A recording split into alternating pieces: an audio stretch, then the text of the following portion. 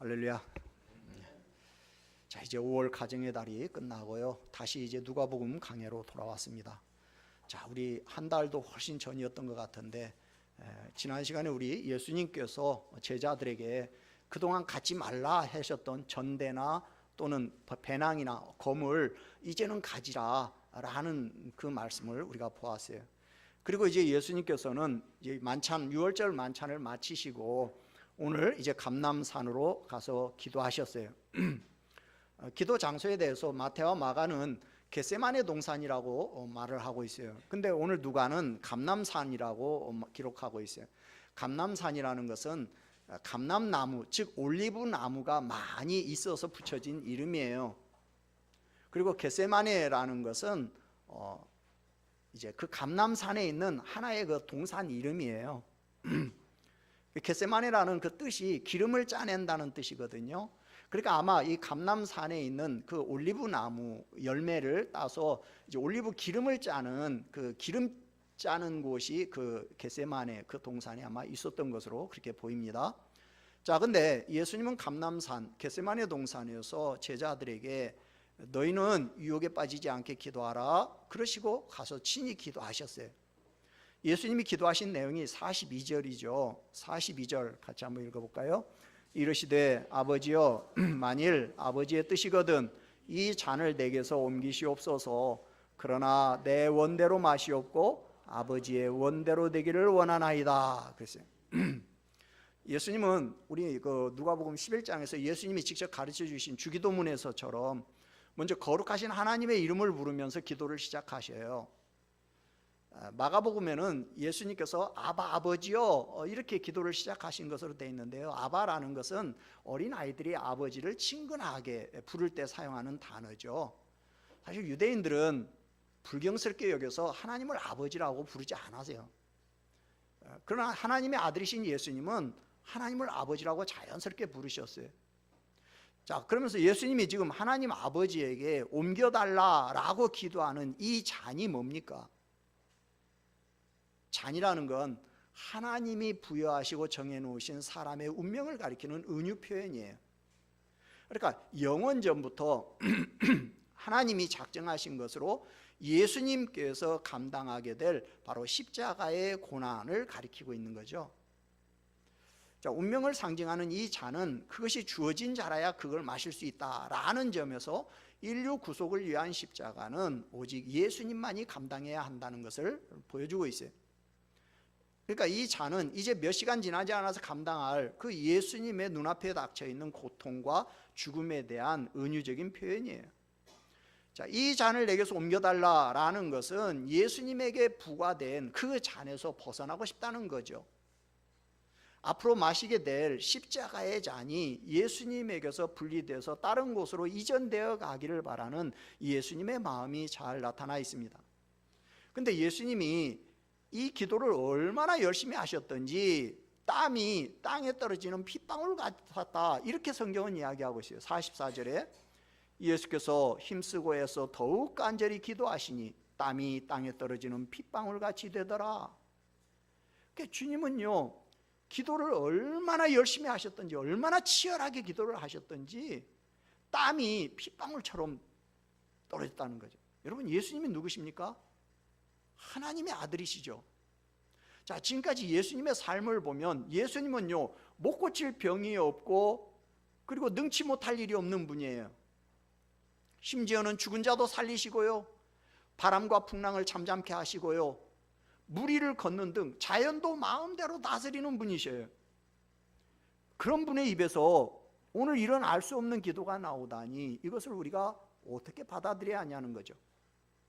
도대체 예수님에게 지금 이런 기도가 왜 필요합니까? 하나님이신 주님에게 이 기도가 왜 필요해요? 땀을 핏방울로 바꿀 만큼 그렇게 간절한 기도가 주님에게 뭐 때문에 필요하냐는 말이에요.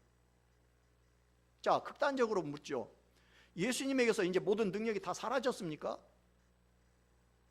아니, 그렇지 않고는 지금 주님이 이렇게 힘들게 기도하는 걸 우리가 어떻게 이걸 이해하냐는 거죠.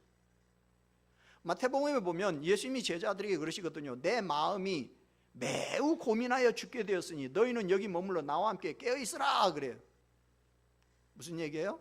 나 지금 고민되고 슬퍼가지고 그냥 죽을 지경이니까 나를 위해서 기도해 달라는 거예요. 아니 이건 한계를 가진 인간이나 하는 말이지 어떻게 하나님인 예수님이 이런 말을 할 수가 있어요? 예수님의 능력이 다 사라진 겁니까? 아니면 지금 예수님 엄살 피우고 계시는 겁니까? 예수님이 십자가를 지기가 정말로 무섭고 감당할 수 없기 때문에 지금 우리처럼 준비기도 하고 계시는 겁니까? 여러분은 오늘 이런 예수님의 모습을 어떻게 받아들이겠어요? 감람산 기도를 주님이 인간의 연약함 때문에 십자가를 지기 위해서 준비기도 하셨다라고 생각한다면 그건 주님을 너무너무 오해하신 거죠. 예수님은 예수님이에요. 예수님은 인간이시지만 동시에 능치 못할 일이 없는 전능하신 하나님이에요. 주님은 처음부터 마지막까지 자원하여서 십자가의 길을 걸어오셨어요. 우리를 구속하는 일을 조금도 드러내시거나 호들갑 떨기를 원치 않으셨어요. 근데 왜 지금까지 메시아로서 잘 살아오셔놓고 이제 마지막 몇 시간 남겨놓고 이런 나약한 기도를 지금 드리고 있냐는 거예요. 그것은 제자들 들으라고 일부러 이렇게 하신 거예요. 지금부터 예수님께서 얼마나 힘들고 고통스러운 일을 하시는가 제자들이 알고 예수님을 바로 따르라는 주님의 심정으로 기도하신 거예요. 그리고 이렇게 힘든 순간을 너희들도 만날 것인데 그럴 때 어떻게 해야 할 것인가 하는 것을 보여주신 거예요. 그래서 오늘 성경은 중요한 말을 하고 있어요. 41절을 같이 읽는다. 41절 그들을 떠나 돌 던질 만큼 가서 무릎을 꿇고 기도하여. 자, 여러분 돌 던질 만큼이 무슨 말입니까? 사람이 돌을 던졌을 때 닿을 수 있는 거리를 말하는 건데 그 당시 사람들이 매우 가까운 거리를 나타낼 때 흔히 사용하는 관용구예요. 그러니까 예수님은 제자들이 예수님이 기도하는 내용이나 그 기도하는 모습을 가까이에서 다 보고 들을 수 있도록 그렇게 기도하셨던 거예요. 왜? 제자들에게 기도를 어떻게 하는가 보여주시기 위해서. 그렇기 때문에 제자들은 예수님의 그 기도하는 모습이나 내용을 이제 서로 전해 들을 수 있었고 오늘 성경에 그 내용이 기록될 수 있었던 거예요. 그러니까 오늘 본문의 초점은 주님이 십자가를 지시는 것이 얼마나 힘드신 것인가 이게 아니에요. 예수님이 지금 십자가를 지시기 위해서 겟세마네 동산에서 준비기도 하신 게 아니에요. 물론 그런 부분도 있습니다만은 오늘 설교를 그 부분에 맞추면요 그건 하나님의 뜻과는 이제 전혀 동떨어져 버리는 거예요. 물론 육신의 한계를 가진 주님이 십자가를 지시는 것이 어떤 것인지 그 고통을 모르시지 않아요. 그러나 굳이 지금 이제 몇 시간 남겨놓고 주님이 이 기도를 하신 것은 주님이 감당하시는 그 십자가 일이 어떤 것인가 하는 걸 제자들에게 알리시고 제자들이 그 사실을 깨닫기를 원하셨던 거예요. 감람산 기도는 주님이 우리를 위해서 하신 일이 무엇인가를 보여주고 싶어서 알게 하고 싶어서 하신 기도예요. 주님의 기도 그 자체가 거짓은 아니에요. 주님은 실제로 육신을 가지고 계시기 때문에 그 일을 감당한다는 건 정말 힘든 일이에요. 그러나 주님의 십자가 사역이 제자들에게 더 확실하게 알려지기를 원하시는 것이 오늘 기도의 목적이에요. 우리는 감람산 기도를 보면서 주님이 가지신 인성의 한계를 가졌다 이렇게 말할 수는 없어요. 오늘 본문의 목적은 제자들에게 주님이 십자가를 어떤 마음으로 지셨는가 하는 걸 보여주시면서 그리고 이런 절대절명의 순간에 너희들은 어떻게 해야 하느냐 하는 것을 보여주시려는 거예요. 그래서 주님은 제자들이 보고 들을 수 있도록 기도하셨던 거예요. 자, 그러면 오늘 주님이 우리에게 가르쳐 주신 기도의 교훈이 뭡니까? 첫째로 시험과 유혹에 빠지지 않는 최선의 방법이 기도라는 거예요. 자, 40절 같이 읽습니다.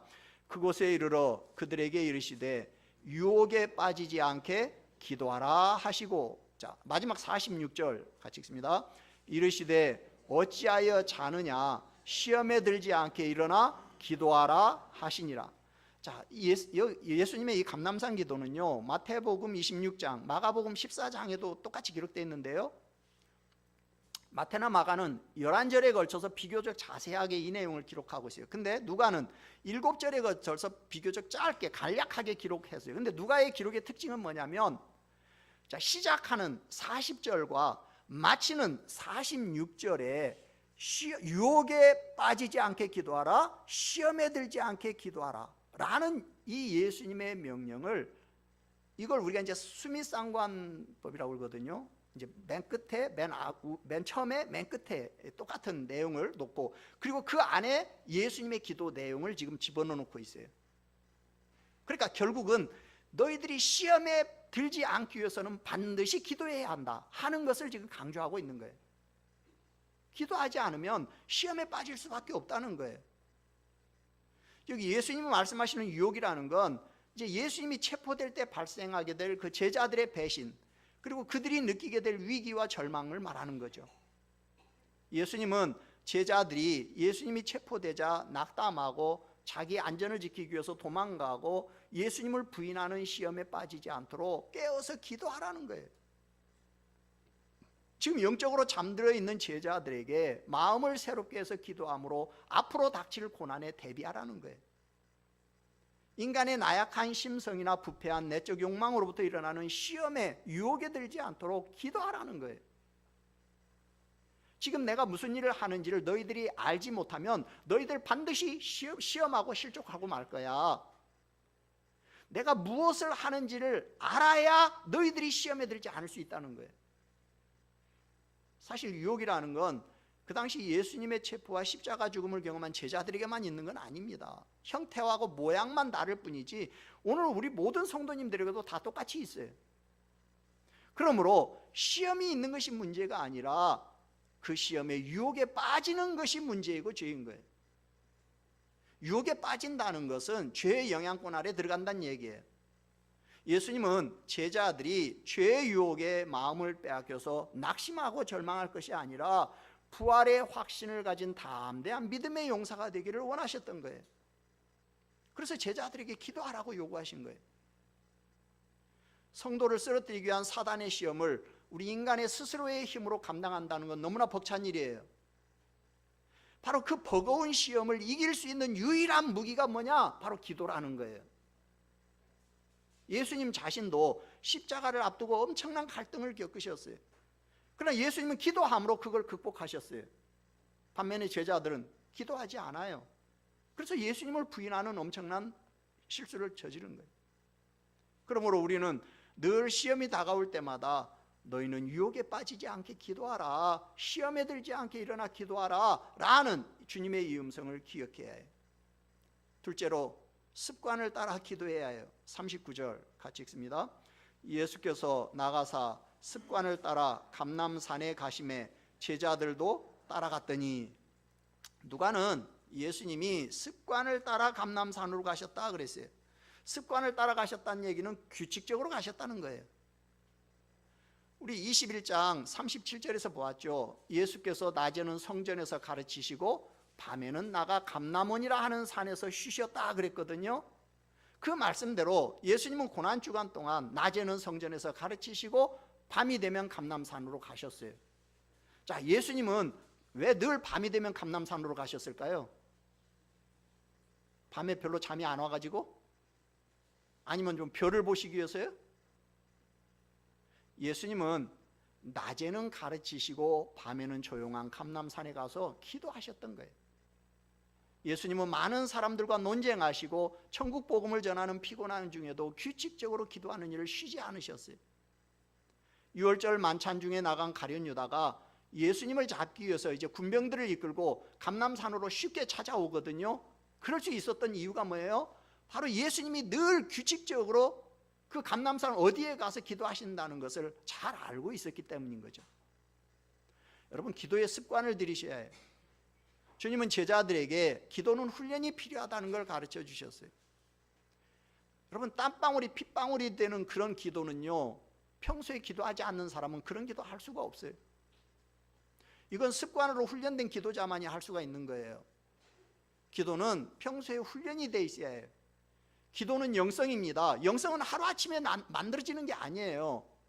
평소에 훈련하지 않으면 그런 기도를 할 수가 없어요.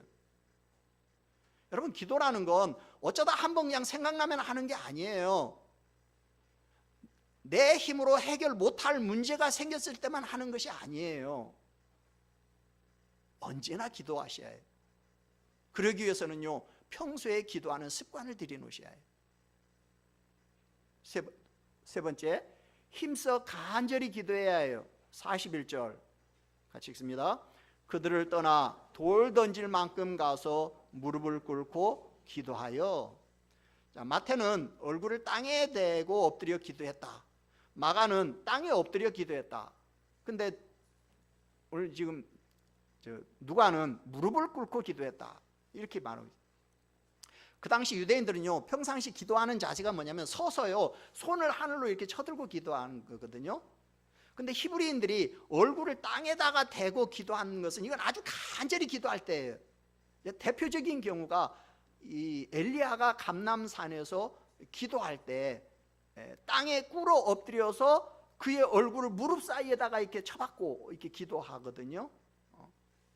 그러니까 마태는 이제 이런 풍습에 익숙한 유대인들을 상대로 해서 지금 이 성경을 이제 마태복음을 기록한 거기 때문에, 그래서 예수님이 땅에 엎드려 기도했다, 그 말은 예수님이 아주 간절히 기도했다는 걸 말하는 거예요. 누가 역시도 예수님을 무릎을 꿇고 기도하셨다 그랬는데요, 이런 자세는 뭐냐면 매우 간절히 또 겸손한 자세로 기도하셨다는 거죠.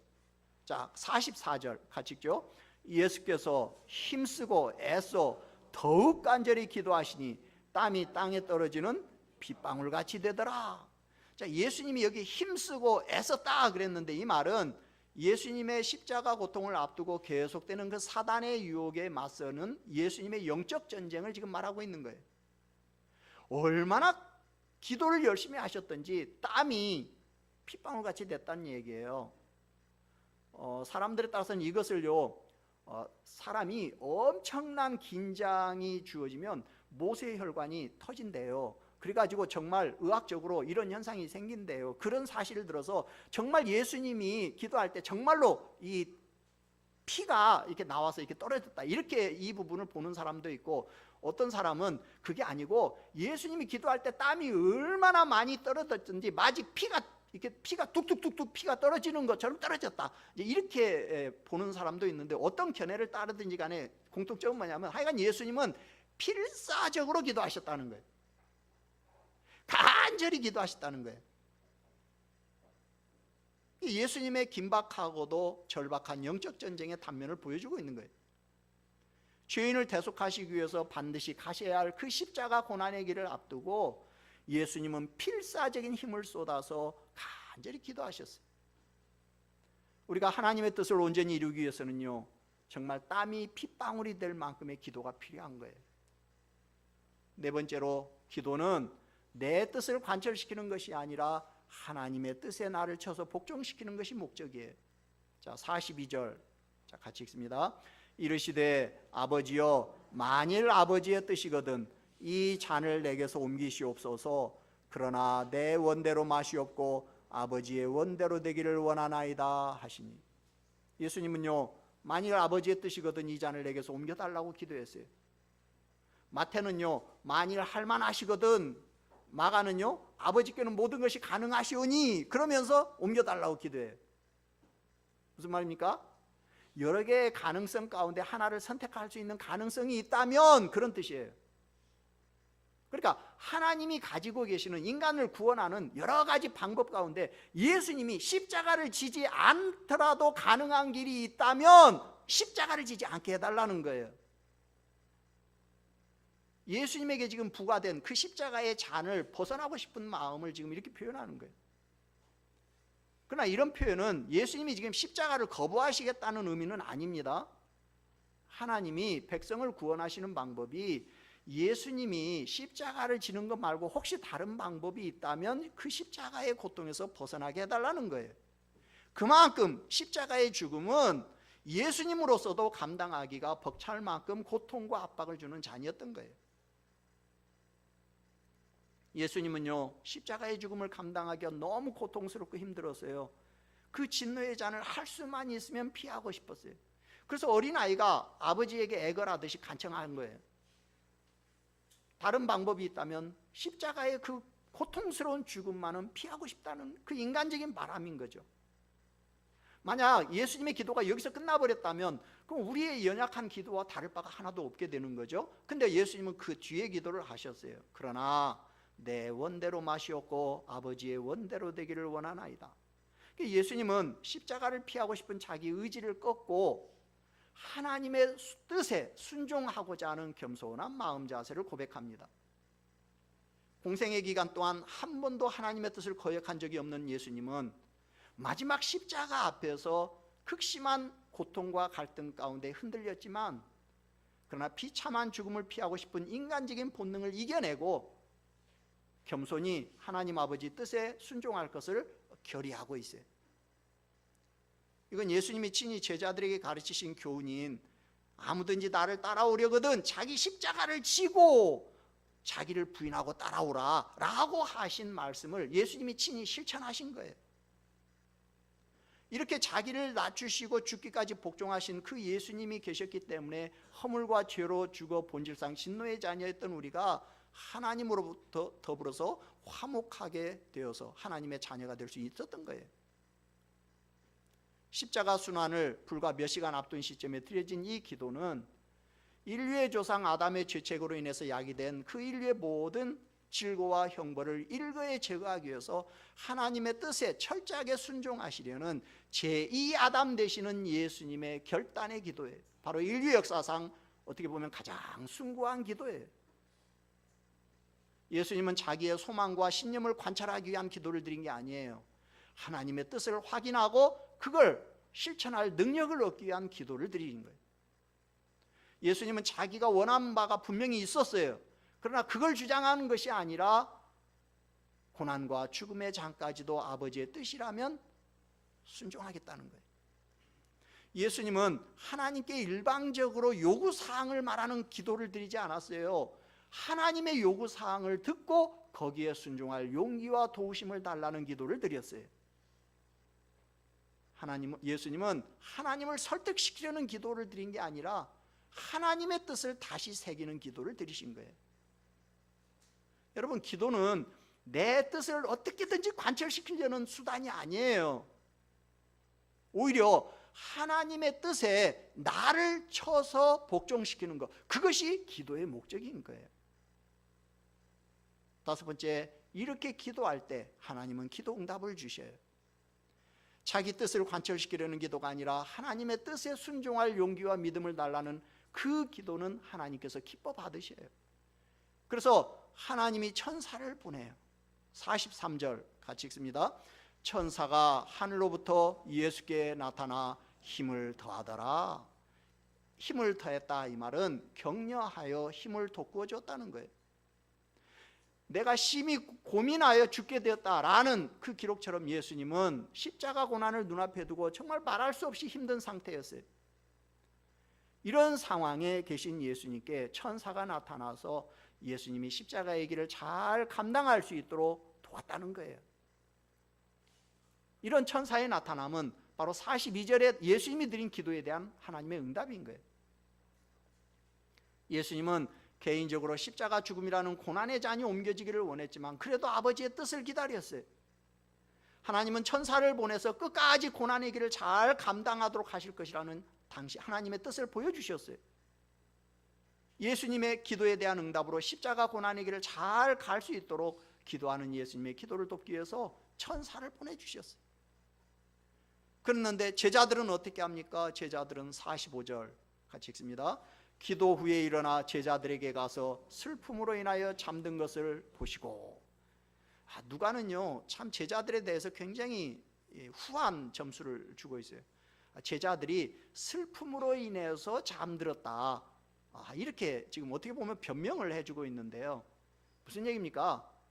제자들이 이제 예수님의 십자가의 죽으심과 또 자기들 가운데 한 명이 예수님을 팔 것이고 배반할 것이고, 그리고 베드로와 제자들은 그 예수님을 부인할 것이라는 지금까지 우리가 쭉 보았던 예수님의 그 예고를 듣고서 제자들이 깊은 슬픔에 빠졌다는 거예요. 번민에 빠졌다는 거예요. 그리고 그런 정신적인 스트레스와 육신적인 피로 때문에 그만 잠들고 말았다는 얘기예요. 근데 여러분, 제자들이 왜 기도하지 않고 잤을까요? 예수님 분명히 깨어서 기도하라고 그랬거든요. 왜 잠잤을까요? 물론 피곤하니까 잤겠죠, 그죠? 지금 막 잠이 눈이 막 눈꺼풀 내려오신 분들은 왜 그럴까요? 우리 교회 에어컨이 괜찮아서 그러나? 그게 아니고 피곤하니까 그러겠죠, 그죠? 근데 사실 제자들, 여러분 왜 그랬을까요? 기도의 필요성을 느끼지 못한 거예요. 주님은 깨어 기도하라고 그랬지만 주님의 뜻을 이룰 필요성을 못 느꼈던 거예요, 제자들은. 그리고 또 하나는 기도하는 습관이 안 돼 있어요. 기도 훈련이 돼 있지 않았던 거예요. 이유가 어쨌든 제자들은요, 깨어 기도하지 않고 잤어요. 그러니까 제자들은 예수님 버리고 다 도망가고 결국 예수님 모른다고 부인하게 된 거예요. 여러분은 예수님께서 나를 위해서 무슨 일을 하셨는지를 알고 계십니까? 그래서 거기에 합당한 기도를 하고 있습니까? 예수님께서 나를 위하여 하신 일을 모르면 당연히 반복되는 시험에 빠지고 유혹에 넘어갈 수밖에 없어요. 신앙의 슬럼프를 이겨낼 수가 없어요. 예수님이 하신 일을 아는 사람은 기도합니다. 기도할 수밖에 없어요. 그런데 예수님이 하신 일을 알지 못하는 사람은 시험과 유혹이 찾아왔을 때 기도하지 않아요. 그러니까 뒤로 물러나 침륜에 빠지는 것이고 신앙이 무너지는 거예요. 성도들은 누구나 기도해야 한다는 거 필요성을 압니다. 그리고 기도가 중요하다는 것도 알아요. 그러나 현실은 기도를 어려워합니다. 기도하지 않아요. 성도들이 하루에 기도를 얼마나 할까요? 이슬람 교인들은 하루에 5번씩 정해진 시간에 기도해요. 유대인들은 하루에 3번씩 정해진 시간에 기도해요. 기독교인들은 하루에 몇 번이나 기도할까요? 밥 주셔서 감사합니다, 잘 먹을게요, 이거 말고 기독교인들의 기도 시간은 이슬람 교인이나 유대인들보다 부족하거나 모자라지 않다, 이렇게 말할 수 있을까요? 더군다나 문제는 기도의 동기예요. 기독교의 기도의 핵심은 뭡니까? 하나님과의 소통, 하나님과의 친밀함이죠. 기도의 본래 목적은 자신의 문제 해결이 아니라 하나님과의 동행, 하나님과의 관계 회복, 하나님의 뜻을 이루어드리는 거예요. 기도를 안 하거나 기도를 어려워하는 이유는 기도의 목적에 문제가 있기 때문이에요. 기도의 본질을 망각한 채 자기 문제 해결에만 목적을 두고 있기 때문에 아버지의 뜻을 이루어지기보다는 내 뜻을 이루거나 내가 원하는 것이 이루어지도록 우리는 안간힘을 다합니다. 어떤 경우에는 마치 자기 뜻이 아버지의 뜻인 것처럼 말하면서 철저하게 자기의 뜻을 이루려는 욕망을 포기하지 않는 경우도 많아요. 여러분, 시험과 유혹에 빠지지 말아야. 그러려면 어떻게 합니까? 첫째로 예수님이 나를 위해서 무슨 일을 하셨는지를 바로 알고 바로 믿어야 해요. 주님은 지금은 무엇을 통해서 말씀하십니까? 바로 성경을 통해서 말씀하셔요. 사복음서 전체는 예수님이 나를 위해서 무슨 일을 하셨는가를 듣게 하시려는 주님의 음성이에요. 우리는 시험과 유혹에 빠지지 않기 위해서 성경 말씀을 통해서 주님의 음성을 들어야 해요. 두 번째, 깨어서 예수님의 말씀을 들어야 해요. 주님의 음성을 들을 때 졸거나 딴 생각하면 안 돼요. 정신 차리고 들어야 해요. 이것이 우리가 유혹과 시험을 이길 수 있는 길이에요. 깨어있지 못하고 잠든 사람, 그래서 주님의 말씀을 듣지 못한 사람들은 오늘 예수님 제자들처럼 반드시 시험에 들게 돼 있어요. 세 번째, 깨어 기도함으로 하나님의 도우심을 힘입어야 해요. 예수님은 우리의 기도 모델이에요. 우리도 예수님이 기도하신 오늘 그 모습처럼 그런 기도의 자세가 필요해요. 믿음의 위력은요, 기도의 현장에서 나타나는 거예요. 여러분, 믿음과 기도는요, 뗄래야 뗄 수 없는 밀접한 연관성이 있어요. 기도는요, 훈련이 필수입니다. 훈련 없는 기도 잘할 수 없어요. 기도 평상시 안 하던 사람이 어느 날 막 갑자기 막 능력 있는 기도, 여러분 그런 거 제가 항상 이야기합니다. 한국 사람들은 그냥 어디 가서 알약 하나만 톡 먹고 오면은 막 갑자기 없는 믿음도 막 확 그냥 막 뽀빠이처럼 막 이런 거 생각하는데 그런 건 없어요. 기도 훈련은요, 반복하고 지속하고 인내하는 그걸 통해서 이루어지는 거예요. 예수님은 습관을 따라서 기도하셨다고 그랬어요. 우리도 기도하는 습관을 들이셔야 해요. 조는 습관만 들이지 말고. 네 번째, 기도는 내 뜻이 아니라 아버지의 뜻을 이루어드리는 거예요. 우리가 정말 주의 뜻대로 살기를 원한다면 예수님께서 아버지의 뜻을 이루어드린 것처럼 우리도 아버지의 뜻을 이루어드려야 해요. 여러분, 내 뜻을 앞세우면 안 돼요. 내 뜻보다 더 중요한 게 하나님의 뜻이에요. 내 뜻보다 하나님의 뜻에 초점을 맞춰야 해요. 우리는 무엇이든지 하나님과 의논하고 해야 해요. 여기서 중요한 것은 내 뜻보다 하나님의 뜻을 더 소중히 여기는 거예요. 내가 해야 할 일은 내 뜻보다 하나님의 뜻을 앞세우는 거예요. 아버지의 뜻을 이루어드리는 그것이 내가 살아가는 이유인 거예요. 내 뜻을 주의 뜻이라고 하면서 고집 피우지 마세요. 아버지의 뜻을 중요시 여기는 사람은 자기 고집을 꺾습니다. 자기 주장을 내려놓아요. 주님이 찾으시는 사람은요, 바로 이런 사람이에요. 주님은 지금도 내 고집, 내 주장이 있지만 아버지의 뜻 앞에 무릎 꿇는 그 사람을 찾아요.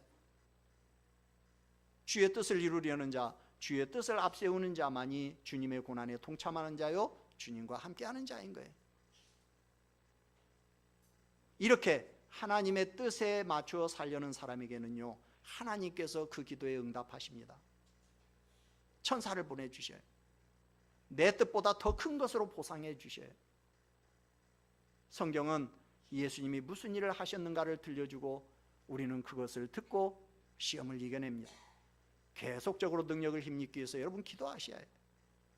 그래서 결국은 예수님을 닮아야 해요. 이것이 우리 신앙생활의 최종 목표예요. 우리가 주님의 말씀을 듣고 그 말씀대로 사는 것, 기도하는 것 다 결국은 뭐 하기 위해서예요? 주님처럼 살기 위해서인 거예요. 이것이 우리 신앙의 최종 목표인 거예요. 여러분, 이번 주만이라도 주님의 뜻을 이루어드리는 한 주가 되도록 사시기를 바랍니다. 내 뜻이 아닌 주님의 뜻을 이루어드리는 한 주를 사시기를 바랍니다. 우리 모두 예수님을 본받아서 하나님의 뜻을 이루어드리기를 기도함으로 유혹과 시험에 빠지지 않기를 주님의 이름으로 축원합니다.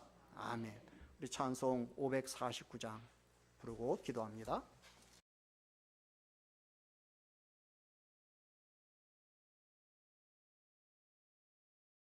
여호와는 내게 복을 주시고 너를 지키시기를 원하며 여호와는 그의 얼굴을 내게 비추사 은혜 베푸시기를 원하며 여호와는 그 얼굴을 내게로 향하여 드사 평강 주시기를 원하노라.